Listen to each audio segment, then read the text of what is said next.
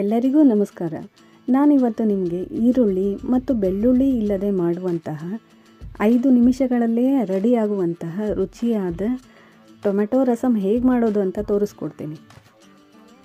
ಮೊದಲು ಒಂದು ಪಾತ್ರೆಗೆ ಎಣ್ಣೆ ಹಾಕಿ, ಎಣ್ಣೆ ಬಿಸಿಯಾದ ನಂತರ ಸಾಸಿವೆ, ಜೀರಿಗೆ ಮತ್ತು ಕರಿಬೇವು, ಒಣಮೆಣಸಿನಕಾಯಿ ಹಾಕಿದ್ದೀನಿ. ಮತ್ತು ಇದಕ್ಕೆ ಅರ್ಧ ಸ್ಪೂನಷ್ಟು ಮೆಂತ್ಯಕಾಳು ಹಾಕಿದ್ದೀನಿ. ಇದರಿಂದ ಈ ರಸಮ್ ತುಂಬ ರುಚಿಯಾಗಿ ಬರುತ್ತೆ. ಇದು ಸ್ವಲ್ಪ ಫ್ರೈ ಆದ ನಂತರ 2 ರಿಂದ 3 ಸಣ್ಣಗೆ ಹೆಚ್ಚಿದ ಟೊಮೆಟೊ ಹಾಕಿದ್ದೀನಿ. ಇದು ಟೊಮೆಟೊ ರಸಮ್ ಆಗಿರೋದ್ರಿಂದ ಜಾಸ್ತಿ ಟೊಮೆಟೊ ಹಾಕಿದರೆ ಇನ್ನೂ ಚೆನ್ನಾಗಿ ಬರುತ್ತೆ.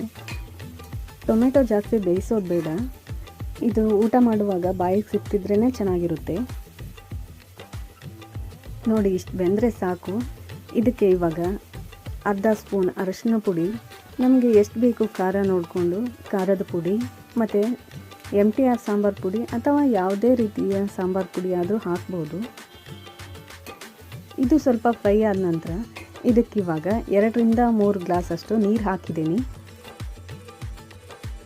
ನಿಮ್ಮ ಮನೆಯಲ್ಲಿ ಪೂಜೆ ಇರುವಾಗ ಅಥವಾ ಉಪವಾಸ ಮಾಡಿದಾಗ ಈರುಳ್ಳಿ ಮತ್ತು ಬೆಳ್ಳುಳ್ಳಿ ಹಾಕಿದೆ ಅಡುಗೆ ಮಾಡಬೇಕು ಅಂತಂದರೆ ಇದು ಒಳ್ಳೆಯ ರೆಸಿಪಿ ಆಗಿರುತ್ತೆ. ಇದನ್ನು ಒಂದು ಸಾರಿ ಟ್ರೈ ಮಾಡಿ ನೋಡಿ. ಇದಕ್ಕೆ ಇವಾಗ ನಾನು ರುಚಿಗೆ ತಕ್ಕಷ್ಟು ಉಪ್ಪು, ಇಲ್ಲಿ ಸಕ್ಕರೆ ಹಾಕಿದ್ದೀನಿ ನಾನು, ನೀವು ಬೆಲ್ಲ ಬೇಕಾದರೂ ಹಾಕ್ಬೋದು. ಇದನ್ನು ಸ್ವಲ್ಪ ಹೊತ್ತು ಕುದಿಸ್ಬೇಕು.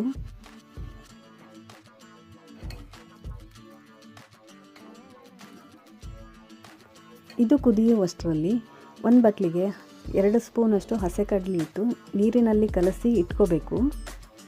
ಇದನ್ನು ಹಾಕೋದ್ರಿಂದ ರಸಮ್ಗೆ ಥಿಕ್ನೆಸ್ ಬರುತ್ತೆ. ರಸಮ್ ಕುದಿಯುವಷ್ಟರಲ್ಲಿ ಒಂದು ವಿಷಯ ಹೇಳಬೇಕು. ನನ್ನ ಚಾನಲ್ನಲ್ಲಿ 1000 ಸಬ್ಸ್ಕ್ರೈಬರ್ ಮೇಲೆ ಆಗಿದ್ದಾರೆ ಇವಾಗ. ನಿಮ್ಮೆಲ್ಲರ ಪ್ರೀತಿಗೆ ನನ್ನ ಧನ್ಯವಾದಗಳು. 2 ವರ್ಷದ ನಂತರ ನನ್ನ ಚಾನಲ್ ಇವಾಗ ಗ್ರೋ ಆಗ್ತಿದೆ.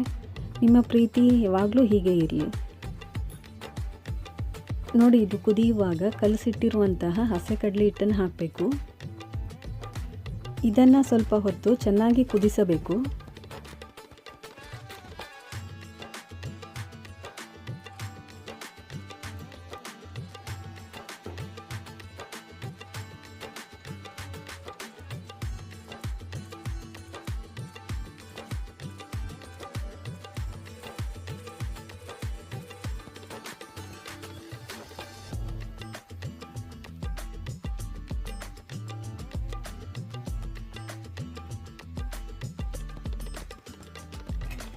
ನೋಡಿ, ಟೊಮೆಟೊ ರಸಮ್ ರೆಡಿ ಆಯಿತು. ಇವಾಗ ಟೇಸ್ಟ್ ಮಾತ್ರ ಸಖತ್ತಾಗಿ ಬಂದಿತ್ತು.